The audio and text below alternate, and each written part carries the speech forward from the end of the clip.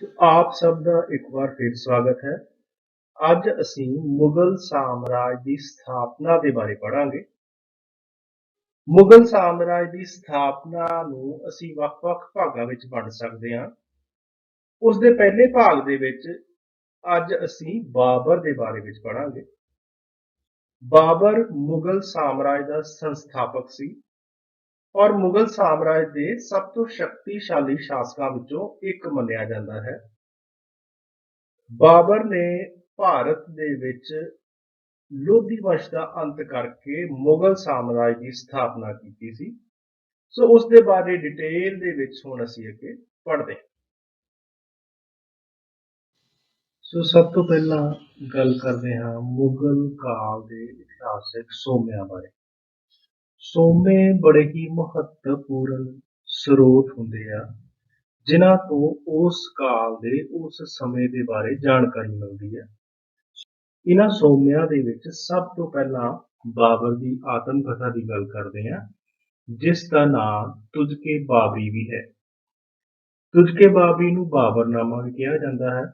ਅਕਬਰ ਦੇ ਰਾਜ ਦੇ ਸਮੇਂ ਬਾਬਰਨਾਮੇ ਨੂੰ 2 ਵਾਰ ਦੂਸਰੀਆਂ ਭਾਸ਼ਾਵਾਂ ਵਿੱਚ ਟ੍ਰਾਂਸਲੇਟ ਵੀ ਕੀਤਾ ਗਿਆ ਸੀ, ਜਿਸ ਤੋਂ ਇਹ ਪਤਾ ਲੱਗਦਾ ਹੈ ਕਿ ਇਹ ਕਿੰਨਾ ਜ਼ਿਆਦਾ ਇੰਪੋਰਟੈਂਟ ਸੀ ਕਿ ਇਹਨੂੰ ਕਈ ਹੋਰ ਭਾਸ਼ਾਵਾਂ ਵਿੱਚ ਵੀ ਟ੍ਰਾਂਸਲੇਟ ਕੀਤਾ ਗਿਆ। ਇਸ ਟ੍ਰਾਂਸਲੇਸ਼ਨ ਦੇ ਵਿੱਚ ਅਬੁਲ ਫਜ਼ਲ ਦੀ ਮਦਦ ਵੀ ਲਈ ਗਈ। ਇਸ ਤੋਂ ਇਲਾਵਾ ਬਾਅਦ ਦੇ ਵਿੱਚ ਕਈ ਹੋਰ ਯੂਰਪੀ ਤੇ ਏਸ਼ੀਆਈ ਭਾਸ਼ਾਵਾਂ ਵਿੱਚ ਵੀ ਇਹਦਾ ਅਨੁਵਾਦ ਕੀਤਾ ਗਿਆ ਸੀ। ਦੂਸਰੀ ਜੇ ਗੱਲ ਕਰੀਏ ਜਹਾਂਗੀਰ ਦੀ, ਤੇ ਜਹਾਂਗੀਰ ਦੀ ਆਤਮ ਕਥਾ ਦਾ ਨਾਮ ਸੀ ਤੁਝਕੇ ਜਹਾਂਗੀਰ। ਉਸ ਤੋਂ ਬਾਅਦ ਮਹੱਤਵਪੂਰਨ ਸਰੋਤ ਸੀ ਗੁਲਬਦਨ ਬੇਗਮ ਵੱਲੋਂ ਲਿਖਿਆ ਗਿਆ ਹਮਾਯੂਨਾਮਾ। ਗੁਲਬਦਨ ਬੇਗਮ ਬਾਬਰ ਦੀ ਬੇਟੀ ਸੀ। ਉਹ ਸਿਰਫ 8 ਸਾਲ ਦੀ ਸੀ ਜਦੋਂ ਉਹਦੇ ਪਿਤਾ ਬਾਬਰ ਦੀ ਮੌਤ ਹੋ ਗਈ ਸੀ ਤੇ ਉਹ ਹਮਾਯੂ ਦੇ ਨਾਲ ਹੀ ਰਹਿਣ ਲੱਗੀ ਸੀ। ਬਾਅਦ ਦੇ ਵਿੱਚ ਅਕਬਰ ਦੇ ਕਹਿਣ ਦੇ ਉੱਤੇ ਉਸਨੇ ਹਮਾਯੂਨਾਮਾ ਲਿਖਿਆ ਸੀ। तो ਇਹ ਵੀ ਉਸ ਸਮੇਂ ਦੀ ਬੜੀ ਮਹੱਤਵਪੂਰਨ ਜਾਣਕਾਰੀ ਦਿੰਦਾ ਹੈ। ਇਸ ਤੋਂ ਇਲਾਵਾ ਅਬੁਲ ਫਜ਼ਲ ਵੱਲੋਂ ਲਿਖਿਆ ਗਿਆ ਅਕਬਰਨਾਮਾ ਤੇ ਆਇਨ ਅਕਬਰੀ ਦੋਨੋਂ ਹੀ ਬਹੁਤ ਮਹੱਤਵਪੂਰਨ ਸਰੋਤ ਹਨ। ਅਬੁਲ ਫਜ਼ਲ, ਜੋ ਕਿ ਅਕਬਰ ਦੇ ਦਰਬਾਰ ਦਾ ਰਾਜ ਕਵੀ ਵੀ ਸੀ, ਇੱਕ ਉੱਚ ਕੋਟੀ ਦਾ ਵਿਦਵਾਨ ਸੀ। ਅਕਬਰ ਦੇ ਸੰਪਰਕ ਵਿੱਚ ਆਉਣ ਤੋਂ ਪਹਿਲਾਂ ਉਸਨੇ ਅਧਿਆਪਕ ਵਜੋਂ ਵੀ ਕੰਮ ਕੀਤਾ ਸੀ। ਉਸ ਵੱਲੋਂ ਲਿਖਿਆ ਗਿਆ ਅਕਬਰਨਾਮਾ 3 ਭਾਗਾਂ ਦੇ ਵਿੱਚ ਲਿਖਿਆ ਹੋਇਆ ਸੀ, ਭਾਵ ਉਹਦੇ 3 ਵੋਲਿਊਮ ਸੀਗੇ। ਸੋ ਇਹ ਵੀ ਇਤਿਹਾਸ ਦਾ ਬਹੁਤ ਮਹੱਤਵਪੂਰਨ ਸਰੋਤ ਹੈ, ਜਿਸ ਤੋਂ ਸਾਨੂੰ ਮੁਗਲਾਂ ਦੇ ਬਾਰੇ ਕਾਫੀ ਸਹੀ ਜਾਣਕਾਰੀ ਪ੍ਰਾਪਤ ਹੁੰਦੀ ਹੈ। ਇਸ ਤੋਂ ਇਲਾਵਾ ਬਦਾਯੂਨੀ ਵੱਲੋਂ ਮੁੰਤਖਬ ਉਤ ਤਵਾਰੀਖ ਗ੍ਰੰਥ ਲਿਖਿਆ ਗਿਆ ਸੀਗਾ। ਬਦਾਯੂਨੀ, ਜੋ ਕਿ ਕਾਦਰੀ ਵੀ ਸੀ, ਇੱਕ ਉੱਚ ਕੋਟੀ ਦਾ ਵਿਦਵਾਨ ਵੀ ਸੀ ਤੇ ਉਹ ਅਰਬੀ, ਫਾਰਸੀ, ਸੰਸਕ੍ਰਿਤ ਆਦਿ ਭਾਸ਼ਾਵਾਂ ਨੂੰ ਬਹੁਤ ਚੰਗੀ ਤਰ੍ਹਾਂ ਦੇ ਨਾਲ ਜਾਣਦਾ ਸੀ। ਉਹ ਅਬੁਲ ਫਜ਼ਲ ਦਾ ਇੱਕ ਬਹੁਤ ਚੰਗਾ ਮਿੱਤਰ ਵੀ ਸੀ ਔਰ ਅਬੁਲ ਫਜ਼ਲ, ਜਿਹੜਾ ਕਿ ਇੱਕ ਬਹੁਤ ਹੀ ਸਿਆਣਾ ਔਰ ਕਾਬਿਲ ਇਨਸਾਨ ਮੰਨਿਆ ਜਾਂਦਾ ਸੀਗਾ, ਉਹਦਾ ਉਹ ਮਿੱਤਰ ਸੀ। ਉਸਨੇ ਅਕਬਰ ਦੇ ਲਈ ਸੰਸਕ੍ਰਿਤ ਦੇ ਵਿੱਚ ਲਿਖੀ ਹੋਈ ਰਾਮਾਇਣ ਨੂੰ ਅਰਬੀ ਭਾਸ਼ਾ ਦੇ ਵਿੱਚ ਵੀ ਟ੍ਰਾਂਸਲੇਟ ਕਰਕੇ ਲਿਖਿਆ ਸੀਗਾ। ਸੋ ਜਿਸ ਤੋਂ ਪਤਾ ਲੱਗਦਾ ਹੈ ਕਿ ਬਦਾਯੂਨੀ ਕਿੰਨਾ ਮਹੱਤਵ ਸੀ ਉਹਦਾ ਰਾਜ ਕਵੀ ਦੇ ਰੂਪ ਦੇ ਵਿੱਚ। ਇਸ ਤੋਂ ਇਲਾਵਾ ਮੀਰ ਖਾਂ ਨੇ ਜ਼ਫਰਨਾਮਾ-ਏ ਆਲਮਗੀਰੀ ਵੀ ਲਿਖਿਆ ਸੀਗਾ। ਇਹ ਵੀ ਬੜਾ ਮਹੱਤਵਪੂਰਨ ਸਰੋਤ ਮੰਨਿਆ ਜਾਂਦਾ ਹੈ ਮੁਗਲਾਂ ਦੇ ਸਮੇਂ ਦਾ। ਇਸ ਤੋਂ ਇਲਾਵਾ ਅਬਦੁਲ ਹਮੀਦ ਨੇ ਪਾਤਸ਼ਾਹਨਾਮਾ ਲਿਖਿਆ ਸੀ। ਅਬਦੁਲ ਹਮੀਦ ਲਾਹੌਰੀ ਸ਼ਾਹਜਹਾਂ ਦੇ ਦਰਬਾਰ ਦਾ ਰਾਜ ਕਵੀ ਵੀ ਸੀ। ਭਾਵੇਂ ਕਿ ਪਾਤਸ਼ਾਹਨਾਮਾ ਪਹਿਲਾਂ ਮੁਹੰਮਦ ਅਮੀਨ ਵੱਲੋਂ ਲਿਖਿਆ ਗਿਆ ਸੀ, ਪਰ ਇਸ ਵਿੱਚ ਕਈ ਹੋਰ ਜਾਣਕਾਰੀਆਂ ਜੋੜ ਕੇ ਇਹਨੂੰ 2 ਭਾਗਾਂ ਦੇ ਵਿੱਚ ਦੁਬਾਰਾ ਲਿਖਿਆ ਗਿਆ ਸੀ ਅਬਦੁਲ ਹਮੀਦ ਲਾਹੌਰੀ ਵੱਲੋਂ। ਸੋ ਇਹ ਬੜਾ ਮਹੱਤਵਪੂਰਨ ਸਰੋਤ ਆ ਮੁਗਲਾਂ ਦੀ ਜਾਣਕਾਰੀ ਦਿੰਦਾ। ਇਸ ਤੋਂ ਇਲਾਵਾ ਖਫੀ ਖਾਂ ਵੱਲੋਂ ਲਿਖਿਆ ਗਿਆ ਆਲਮਗੀਰੀ ਨਾਮਾ ਵੀ ਬੜਾ ਮਹੱਤਵਪੂਰਨ ਸਰੋਤ ਹੈ। ਇਸੇ ਤਰ੍ਹਾਂ ਮੁਹੰਮਦ ਸਾਕੀ ਵੱਲੋਂ ਮਾਸਿਰ ਆਲਮਗੀਰੀ ਵੀ ਇੱਕ ਬੜਾ ਮਹੱਤਵਪੂਰਨ ਸਰੋਤ ਆ। ਇਹ ਔਰੰਗਜ਼ੇਬ ਦੀ ਮੌਤ ਤੋਂ ਬਾਅਦ ਵਿੱਚ ਮੁਹੰਮਦ ਸਾਕੀ ਵੱਲੋਂ ਲਿਖਿਆ ਗਿਆ। ਇਸੇ ਤਰ੍ਹਾਂ ਸੁਜਾਨ ਰਾਏ ਦਾ ਖੁਲਾਸਤ ਉਲ ਤਵਾਰੀਖ ਵੀ ਇੱਕ ਮਹੱਤਵਪੂਰਨ ਸਰੋਤ ਆ, ਜਿਸ ਤੋਂ ਮੁਗਲਾਂ ਦੇ ਬਾਰੇ ਮਹੱਤਵਪੂਰਨ ਜਾਣਕਾਰੀ ਮਿਲਦੀ ਹੈ। ਇਹਨਾਂ ਮੁੱਖ ਸਰੋਤਾਂ ਤੋਂ ਇਲਾਵਾ ਫਾਰਸੀ, ਉਰਦੂ, ਹਿੰਦੂ ਤੇ ਕਈ ਹੋਰ ਭਾਸ਼ਾਵਾਂ ਦੇ ਵਿੱਚ ਸਾਹਿਤਕ ਰਚਨਾਵਾਂ ਵੀ ਮਿਲਦੀਆਂ ਹਨ। ਕਈ ਭਵਨ, ਸਿੱਕੇ, ਸਮਾਰਕ ਮੁਗਲ ਕਾਲ ਦੇ ਵੱਖ-ਵੱਖ ਪਹਿਲੂਆਂ ਉੱਤੇ ਰੋਸ਼ਨੀ ਪਾਉਂਦੀਆਂ ਹਨ।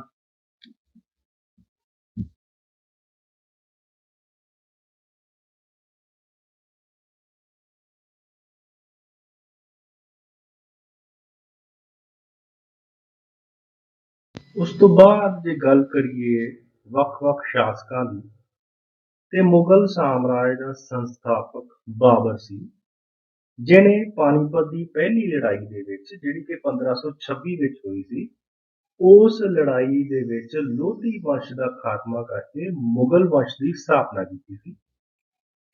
ਸੋ ਬਾਬਰ ਇਸ ਵੰਸ਼ ਦਾ ਸੰਸਥਾਪਕ 1526 ਤੋਂ ਲੈ ਕੇ 1530 ਤੱਕ ਉਹਨੇ ਸ਼ਾਸਨ ਕੀਤਾ ਸੀ। ਇਹ ਬੜਾ ਹੀ ਇੰਪੋਰਟੈਂਟ ਕੁਐਸਚਨ ਹੈ ਕਿ ਪਾਣੀਪਤ ਦੀ ਪਹਿਲੀ ਲੜਾਈ ਕਦੋਂ ਹੋਈ ਸੀ, ਜਾਂ ਇਹ ਵੀ ਕੁਐਸਚਨ ਆ ਸਕਦਾ ਕਿ ਪਾਣੀਪਤ ਦੀ ਪਹਿਲੀ ਲੜਾਈ ਵਿੱਚ ਕਿਸ ਵੰਸ਼ ਦਾ ਅੰਤ ਹੋਇਆ ਸੀ, ਜਾਂ ਪਹਿਲੀ ਲੜਾਈ ਦੇ ਵਿੱਚ ਕਿਸ ਵੰਸ਼ ਦੀ ਸ਼ੁਰੂਆਤ ਹੋਈ ਸੀ ਭਾਰਤ ਦੇ ਵਿੱਚ, ਜਾਂ ਭਾਰਤ ਵਿੱਚ ਕਿਸ ਵੰਸ਼ ਦੀ ਸਥਾਪਨਾ ਹੋਈ ਸੀ ਪਾਣੀਪਤ ਦੀ ਪਹਿਲੀ ਲੜਾਈ ਦਾ। ਉਸ ਤੋਂ ਬਾਅਦ ਮੁਗਲ ਸਾਮਰਾਜ ਦਾ ਦੂਸਰਾ ਸ਼ਾਸਕ ਹੁਮਾਯੂੰ ਸੀ, ਜਿਹਨੇ ਕਿ 1530 ਤੋਂ ਲੈ ਕੇ 1540 ਤੱਕ, ਤੇ ਉਸ ਤੋਂ ਬਾਅਦ ਮੁੜ ਭਾਰਤ ਵਿੱਚ 1555 ਦੇ ਵਿੱਚ ਸ਼ਾਸਨ ਜਿਹੜਾ ਸੀ ਸਥਾਪਿਤ ਕੀਤਾ ਸੀ। ਹੁਮਾਯੂੰ, ਜਿਹੜਾ ਕਿ ਬਾਬਰ ਦਾ ਪੁੱਤਰ ਸੀ, ਉਹਨੇ 1530 ਤੋਂ ਲੈ ਕੇ 1540 ਦੇ ਤੱਕ ਸ਼ਾਸਨ ਕੀਤਾ। ਉਸ ਤੋਂ ਬਾਅਦ ਮੁਗਲਾਂ ਦਾ ਸਭ ਤੋਂ ਪ੍ਰਸਿੱਧ ਸ਼ਾਸਕ ਅਕਬਰ, ਜਿਹਨੇ ਕਿ 1556 ਤੋਂ ਲੈ ਕੇ 1605 ਈਸਵੀ ਤੱਕ ਸ਼ਾਸਨ ਕੀਤਾ, ਔਰ ਲਗਭਗ ਇਹਨਾਂ 50 ਵਰਿਆਂ ਦੇ ਵਿੱਚ ਮੁਗਲ ਸਾਮਰਾਜ ਦਾ ਵਿਸਥਾਰ ਸਾਰੇ ਭਾਰਤ ਵਿੱਚ ਕੀਤਾ, ਤੇ ਨਾਲ ਦੀ ਨਾਲ ਉਹਨੇ ਭਾਰਤ ਵਿੱਚ ਇੱਕ ਬਹੁਤ ਹੀ ਵਧੀਆ ਰਾਜ ਪ੍ਰਬੰਧ ਸਥਾਪਿਤ ਕੀਤਾ। ਉਹਨੇ ਧਾਰਮਿਕ ਸਹਿਣਸ਼ੀਲਤਾ ਦੀ ਨੀਤੀ ਅਪਣਾਈ, ਤੇ ਉਹ ਹੀ ਸ਼ਾਸਕ ਇਹੋ ਜਿਹਾ ਸ਼ਾਸਕ ਸੀ ਜਿਹਨੇ ਕਿ ਮੁਗਲ ਸਾਮਰਾਜ ਦੀਆਂ ਨੀਹਾਂ ਜਿਹੜੀਆਂ ਸੀ ਉਹ ਭਾਰਤ ਵਿੱਚ ਪੱਕੀਆਂ ਕੀਤੀਆਂ। ਉਸ ਤੋਂ ਬਾਅਦ ਅਗਲਾ ਸ਼ਾਸਕ ਜਿਹੜਾ ਮੁਗਲ ਸ਼ਾਸਕ ਸੀ ਉਹ ਜਹਾਂਗੀਰ ਸੀ, ਜਿਹਨੇ ਕਿ 1605 ਤੋਂ ਲੈ ਕੇ 1627 ਈਸਵੀ ਤੱਕ ਸ਼ਾਸਨ ਕੀਤਾ। ਉਸ ਤੋਂ ਬਾਅਦ ਅਗਲਾ ਸ਼ਾਸਕ ਸ਼ਾਹਜਹਾਂ ਸੀ, ਜਿਹਨੇ 1627 ਤੋਂ ਲੈ ਕੇ 1658 ਤੱਕ ਸ਼ਾਸਨ ਕੀਤਾ, ਔਰ ਇਹਨਾਂ ਦੋਨਾਂ ਸ਼ਾਸਕਾਂ ਨੇ ਮੁਗਲਾਂ ਦੇ ਗੌਰਵ ਨੂੰ ਬਰਕਰਾਰ ਰੱਖਿਆ।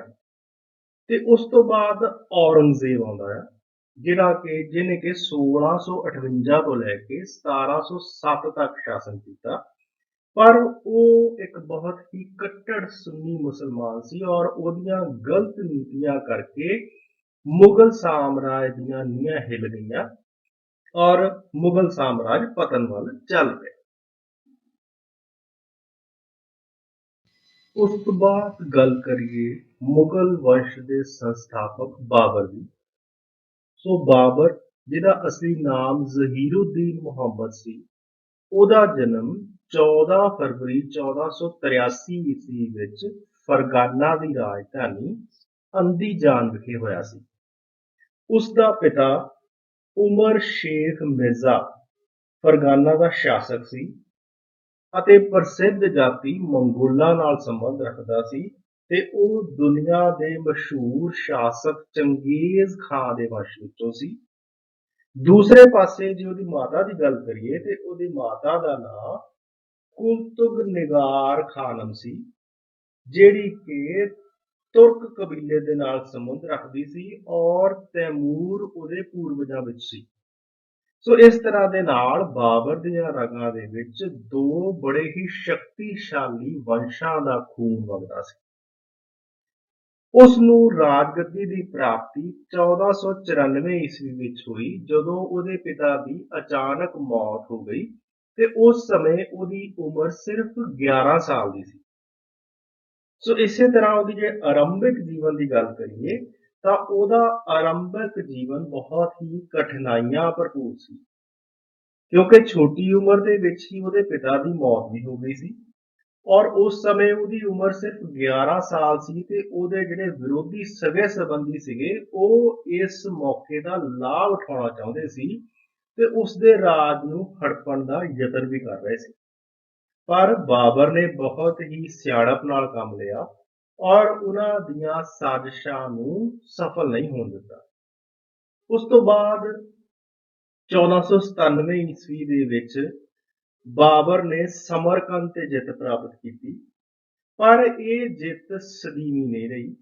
ਕਿਹਾ ਜਾਂਦਾ ਹੈ ਕਿ ਸਿਰਫ 100 ਦਿਨਾਂ ਦੇ ਪਿੱਛੋਂ ਹੀ ਸਮਰਕੰਦ ਉਹਨੂੰ ਛੱਡਣਾ ਪੈ ਗਿਆ ਸੀ ਔਰ ਇਸ ਸਮੇਂ ਦੇ ਦੌਰਾਨ ਫਰਗਾਨਾ ਵਿੱਚ ਵੀ ਵਿਦਰੋਹੀਆਂ ਨੇ ਅਧਿਕਾਰ ਕਰ ਲਿਆ ਸੀ ਔਰ ਇਸ ਤਰ੍ਹਾਂ ਬਾਬਰ ਦੇ ਹੱਥੋਂ ਫਰਗਾਨਾ ਵੀ ਨਿਕਲ ਗਿਆ ਤੇ ਸਮਰਕੰਦ ਵੀ ਨਿਕਲ ਗਿਆ। ਉਸ ਤੋਂ ਬਾਅਦ ਦੁਬਾਰਾ ਰਾਜ ਪ੍ਰਾਪਤੀ ਦੇ ਯਤਨ ਕੀਤੇ ਉਹਨੇ 1497 ਤੋਂ ਲੈ ਕੇ 1504 ਤੱਕ। 1497 ਦੇ ਵਿੱਚ ਫਰਗਾਨਾ ਨੂੰ ਉਹਨੇ ਫਿਰ ਜਿੱਤ ਲਿਆ, ਪਰ ਬਹੁਤ ਛੇਤੀ ਫੇਰ ਉਹਦੇ ਹੱਥੋਂ ਨਿਕਲ ਗਿਆ। 1501 ਦੇ ਵਿੱਚ ਉਹਨੇ ਥੋੜੇ ਜਿਹੇ ਸੈਨਿਕਾਂ ਦੇ ਨਾਲ ਸਮਰਕੰਦ ਤੇ ਦੁਬਾਰਾ ਜਿੱਤ ਪ੍ਰਾਪਤ ਕੀਤੀ, ਪਰ ਕੁਝ ਹੀ ਮਹੀਨਿਆਂ ਤੋਂ ਬਾਅਦ ਉਸਨੂੰ ਦੁਬਾਰਾ ਉਹਦੇ ਹੱਥੋਂ ਸਮਰਕੰਦ ਵੀ ਨਿਕਲ ਗਿਆ। ਸੋ ਇਸ ਤਰ੍ਹਾਂ ਉਹਦਾ ਸ਼ੁਰੂਆਤ ਦਾ ਸਮਾਂ ਬਹੁਤ ਜ਼ਿਆਦਾ ਕਠਿਨਾਈਆਂ ਵਾਲਾ ਸੀ। ਉਸ ਤੋਂ ਬਾਅਦ ਕਾਬਲ ਵੱਲ ਨੂੰ ਉਹਨੇ ਰੁਖ ਕੀਤਾ। 1504 ਈਸਵੀ ਦੇ ਕਰੀਬ ਉਹਨੇ ਗਜ਼ਨੀ ਉੱਤੇ ਜਿੱਤ ਪ੍ਰਾਪਤ ਕਰ ਲਈ। ਫਿਰ ਉਹਨੇ ਬੁਖਾਰਾ, ਸਮਰਕੰਦ, ਫਰਗਾਨਾ ਆਦਿ ਪ੍ਰਦੇਸ਼ਾਂ ਨੂੰ ਜਿੱਤ ਲਿਆ, ਪਰ ਫਿਰ ਦੁਬਾਰਾ ਉਹਦੇ ਹੱਥੋਂ ਇਹ ਪ੍ਰਦੇਸ਼ ਬਹੁਤ ਜਲਦੀ ਨਿਕਲ ਗਏ। ਸੋ ਇਸ ਤਰ੍ਹਾਂ ਆਪਣੀ ਪਿਤਾ ਪੁਰਖੀ ਜਿਹੜਾ ਰਾਜ ਦੀ ਪ੍ਰਾਪਤੀ ਸੀ ਉਹ ਬਾਬਰ ਨੂੰ ਹੁਣ ਸੁਪਨਾ ਜਾਪਣ ਲੱਗ ਪਈ ਸੀ। ਇਸ ਲਈ ਹੁਣ ਉਹਨੇ ਆਪਣਾ ਧਿਆਨ ਭਾਰਤ ਵੱਲ ਮੋੜ ਲਿਆ। ਇਸ ਸਮੇਂ ਦੇ ਦੌਰਾਨ ਉਹਨੇ ਤੁਰਕਾਂ, ਮੰਗੋਲਾਂ, ਉਜ਼ਬੇਕਾਂ, ਈਰਾਨੀਆਂ ਤੇ ਅਫਗਾਨਾਂ ਨਾਲ ਲੜਾਈਆਂ ਦੇ ਨਾਲ ਬਹੁਤ ਹੀ ਮਹੱਤਵਪੂਰਨ ਸੈਨਿਕ ਅਨੁਭਵ ਵੀ ਪ੍ਰਾਪਤ ਕੀਤੇ ਔਰ ਇਹਨਾਂ ਕਠਿਨਾਈਆਂ ਤੇ ਔਕੜਾਂ ਨੇ ਬਾਬਰ ਦੇ ਵਿੱਚ ਹੌਸਲਾ ਤੇ ਪਰਿਸਥਿਤੀਆਂ ਨੂੰ ਸਮਝਣ ਤੇ ਪਰਿਸਥਿਤੀਆਂ ਦਾ ਸਾਹਮਣਾ ਕਰਨ ਦਾ ਇੱਕ ਬਹੁਤ ਵਧੀਆ ਢੰਗ ਉਹਨੇ ਸਿੱਖ ਲਿਆ ਸੀ। ਸੋ ਬਾਬਰ ਬਾਰੇ ਕਿਹਾ ਜਾਂਦਾ, there are few princes in Asiatic history who can be ranked higher than Babur in genius and accomplishment। Doctor Ishwari Prasad ਦੀਆਂ ਇਹ ਲਾਈਨਾਂ ਆ ਜਿਹੜੀਆਂ ਕਿ ਬਿਲਕੁਲ ਸਹੀ ਉਤਰਦੀਆਂ।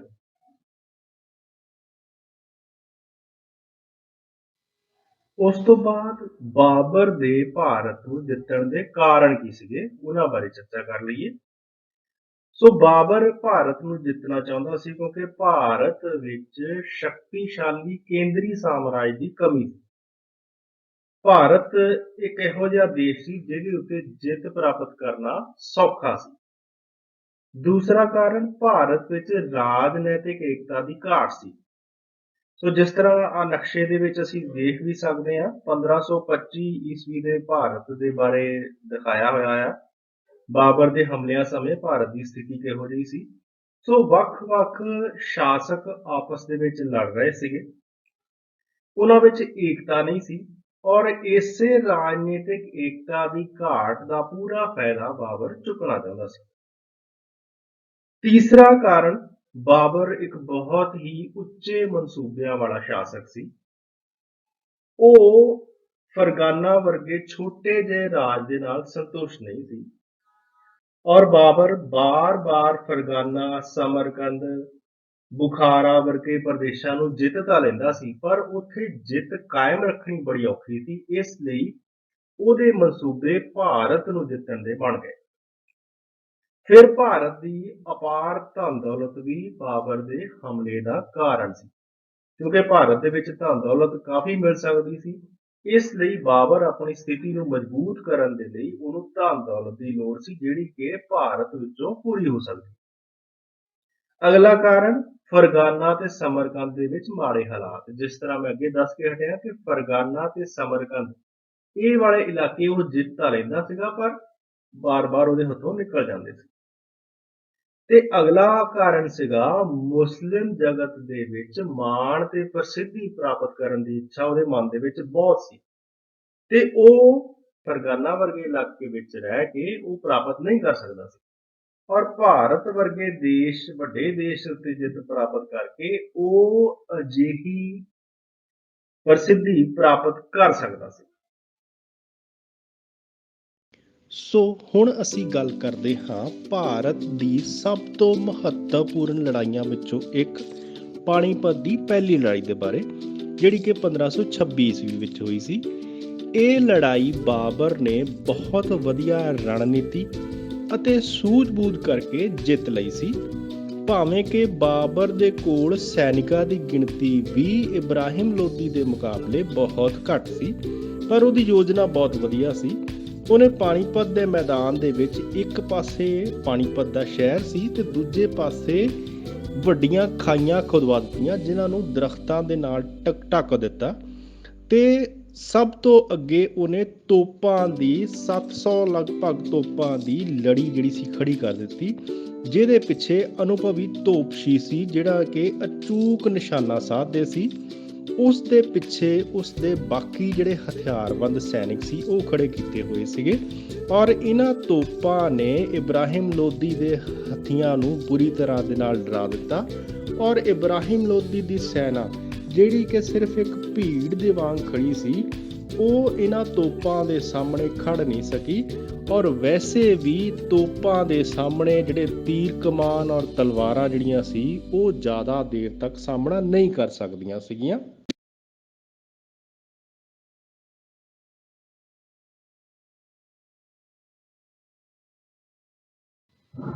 ਜੇ ਗੱਲ ਕਰੀਏ ਪਾਣੀਪਤ ਦੀ ਪਹਿਲੀ ਲੜਾਈ ਦੇ ਮਹੱਤਵ ਦੀ, ਤੇ ਪਾਣੀਪਤ ਦਾ ਪਹਿਲੀ ਲੜਾਈ ਬਹੁਤ ਹੀ ਮਹੱਤਵਪੂਰਨ ਲੜਾਈ ਸੀ, ਜਿਹਦੇ ਨਾਲ ਮੁਗਲ ਵੰਸ਼ ਦੀ ਸ਼ੁਰੂਆਤ ਭਾਰਤ ਵਿੱਚ ਹੋਈ ਸੀ।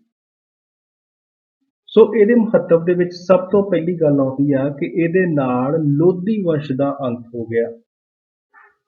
ਇਸ ਲੜਾਈ ਦੇ ਵਿੱਚ ਇਬਰਾਹਿਮ ਲੋਧੀ, ਜਿਹੜਾ ਕਿ ਲੋਧੀ ਵੰਸ਼ ਦਾ ਅੰਤਮ ਸ਼ਾਸਕ ਸਾਬਤ ਹੋਇਆ, ਉਹ ਬੁਰੀ ਤਰ੍ਹਾਂ ਦੇ ਨਾਲ ਹਾਰ ਗਿਆ ਸੀ ਔਰ ਇਸ ਤਰ੍ਹਾਂ ਭਾਰਤ ਵਿੱਚ ਲੋਧੀ ਵੰਸ਼ ਦਾ ਅੰਤ ਹੋ ਗਿਆ।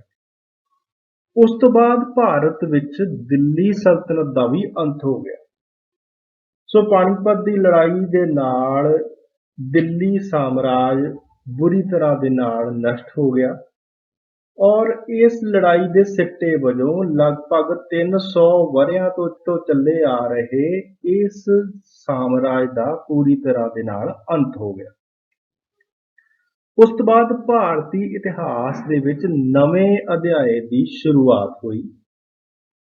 ਪਾਣੀਪਤ ਦੀ ਲੜਾਈ ਦੇ ਸਿੱਟੇ ਵਜੋਂ ਬਾਬਰ ਨੇ ਬਹੁਤ ਆਸਾਨੀ ਦੇ ਨਾਲ ਦਿੱਲੀ ਤੇ ਆਗਰਾ ਦੇ ਉੱਤੇ ਆਪਣਾ ਅਧਿਕਾਰ ਕਰ ਲਿਆ। ਉਸ ਨੇ ਭਾਰਤ ਦਾ ਬਾਦਸ਼ਾਹ ਬਣਨ ਤੋਂ ਬਾਅਦ ਉਸ ਦੇ ਨਾਮ ਤੇ ਖੁਤਬਾ ਵੀ ਪੜ੍ਹਿਆ ਜਾਣ ਲੱਗ ਪਿਆ ਔਰ ਇਸ ਨਾਲ ਮੁਗਲ ਸ਼ਾਸਕ ਹਮਾਯੂੰ, ਅਕਬਰ, ਜਹਾਂਗੀਰ, ਸ਼ਾਹਜਹਾਂ ਤੇ ਔਰੰਗਜ਼ੇਬ ਦੀ ਪਰੰਪਰਾ ਦਾ ਆਰੰਭ ਵੀ ਹੋਇਆ। ਇਸ ਦੇ ਨਾਲ ਹੀ ਕਲਾ, ਸੰਸਕ੍ਰਿਤੀ ਅਤੇ ਖੁਸ਼ਹਾਲੀ ਦੇ ਗੌਰਵਪੂਰਨ ਇਤਿਹਾਸਕ ਪੰਨੇ ਵੀ ਸਾਡੇ ਸਾਹਮਣੇ ਆਉਂਦੇ। ਸੋ ਇਹਦੇ ਨਾਲ ਬਾਬਰ ਦੇ ਉਤਸ਼ਾਹ ਦੇ ਵਿੱਚ ਵੀ ਵਾਧਾ ਹੋਇਆ, ਕਿਉਂਕਿ ਬਾਬਰ ਨੇ ਇਹ ਲੜਾਈ ਬੜੀ ਆਸਾਨੀ ਦੇ ਨਾਲ ਜਿੱਤ ਲਈ ਸੀ ਔਰ ਉਹਨੂੰ ਪਹਿਲਾਂ ਹੀ ਲੱਗਦਾ ਸੀਗਾ ਕਿ ਭਾਰਤ ਨੂੰ ਆਸਾਨੀ ਦੇ ਨਾਲ ਜਿੱਤਿਆ ਜਾ ਸਕਦਾ ਹੈ ਔਰ ਇਸ ਤਰ੍ਹਾਂ ਉਹਦੇ ਉਤਸ਼ਾਹ ਦੇ ਵਿੱਚ ਹੋਰ ਜ਼ਿਆਦਾ ਵਾਧਾ ਹੋਇਆ, ਜਿਸ ਕਰਕੇ ਉਹਨੇ ਅੱਗੇ ਹੋਰ ਵੀ ਲੜਾਈਆਂ ਜਿੱਤੀਆਂ। ਉਸ ਤੋਂ ਬਾਅਦ ਯੁੱਧ ਪ੍ਰਣਾਲੀ ਦੇ ਵਿੱਚ ਕ੍ਰਾਂਤੀਕਾਰੀ ਪਰਿਵਰਤਨ ਆਏ ਸੀ। ਬਾਬਰ ਇੱਕ ਇਹੋ ਜਿਹਾ ਸ਼ਾਸਕ ਸੀ ਜਿਹਨੇ ਕਿ ਪਹਿਲੀ ਵਾਰ ਭਾਰਤ ਵਿੱਚ ਲੜਾਈ ਦੇ ਵਿੱਚ ਤੋਪਾਂ ਦਾ ਇਸਤੇਮਾਲ ਕੀਤਾ ਸੀਗਾ। ਸੋ ਉਹਦੀ ਜਿੱਤ ਦੇ ਵਿੱਚ ਇਹਨਾਂ ਤੋਪਾਂ ਦਾ ਵੀ ਬਹੁਤ ਮਹੱਤਵਪੂਰਨ ਰੋਲ ਸੀ। ਸੋ ਹੁਣ ਭਾਰਤ ਦੇ ਵਿੱਚ ਵੀ ਇਹਨਾਂ ਤੋਪਖਾਨਿਆਂ ਦੀ ਵਰਤੋਂ ਹੋਣ ਲੱਗ ਪਈ। ਸੋ ਇਹ ਇੱਕ ਕ੍ਰਾਂਤੀਕਾਰੀ ਪਰਿਵਰਤਨ ਸੀ। ਸੋ ਜਿਸ ਤਰ੍ਹਾਂ ਪਾਣੀਪਤ ਦੀ ਪਹਿਲੀ ਲੜਾਈ ਦੇ ਬਾਰੇ ਵਿੱਚ SM ਜਾਫਰ ਨੇ ਬਿਲਕੁਲ ਠੀਕ ਲਿਖਿਆ ਹੈ ਕਿ the first battle of Panipat marked the beginning of a new era in Indian history.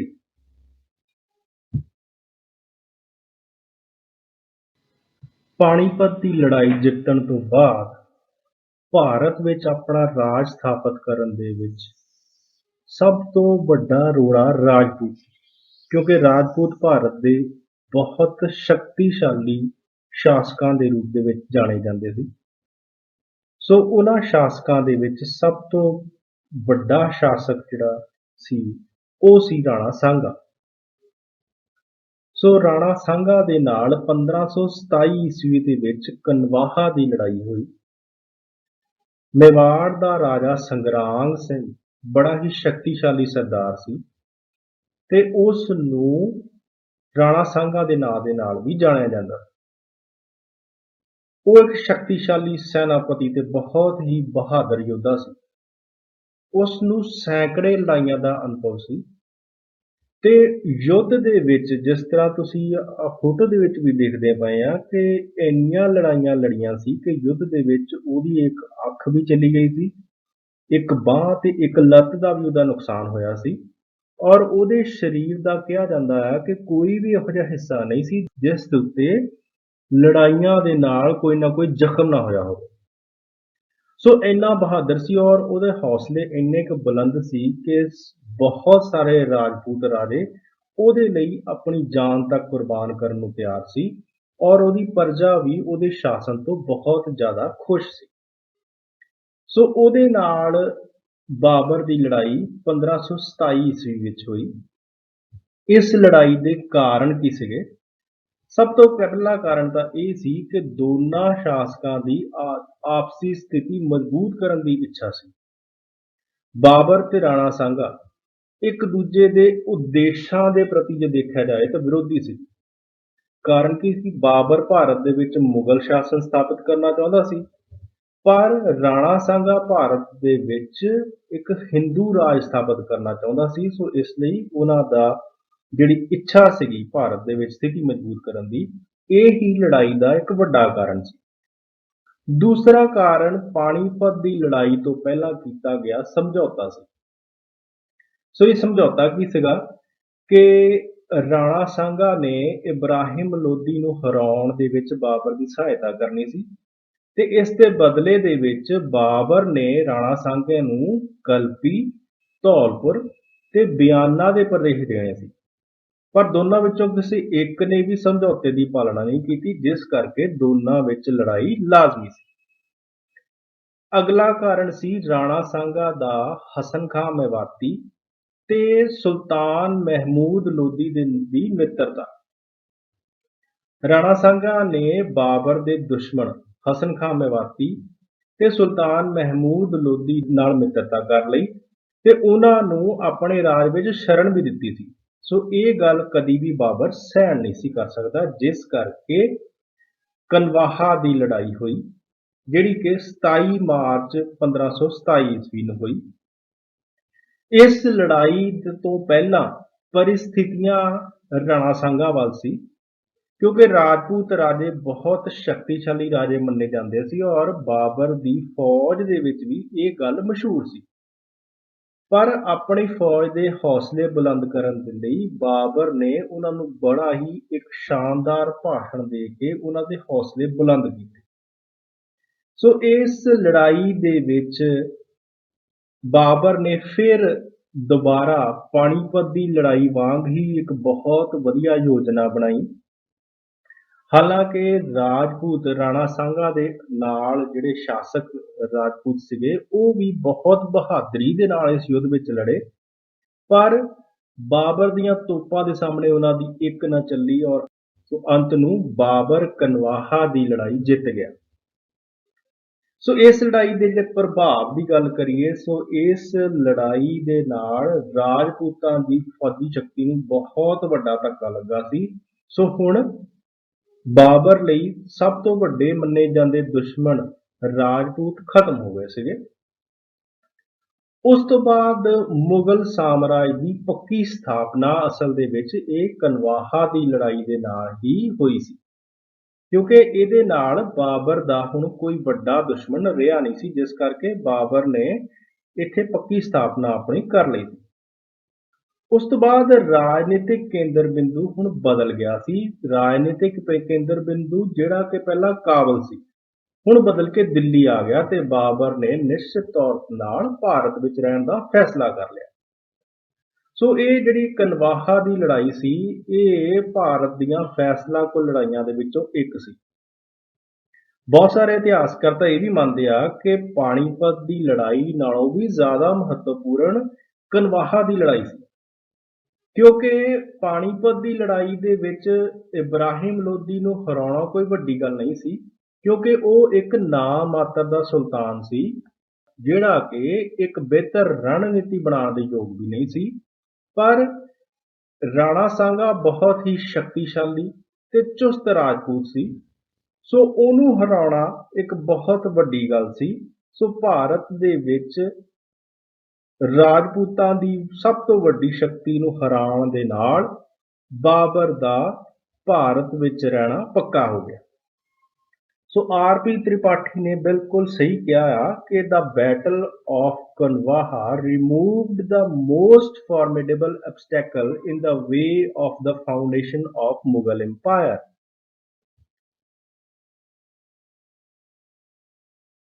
ਕਨਵਾਹਾ ਦੀ ਜਿੱਤ ਤੋਂ ਬਾਅਦ ਬਾਬਰ ਨੇ ਚੰਦੇਰੀ ਦੇ ਰਾਜਪੂਤ ਸ਼ਾਸਕ ਮੇਦਨੀ ਰਾਏ ਨੂੰ ਹਰਾਉਣ ਦਾ ਨਿਸ਼ਚਾ ਕੀਤਾ।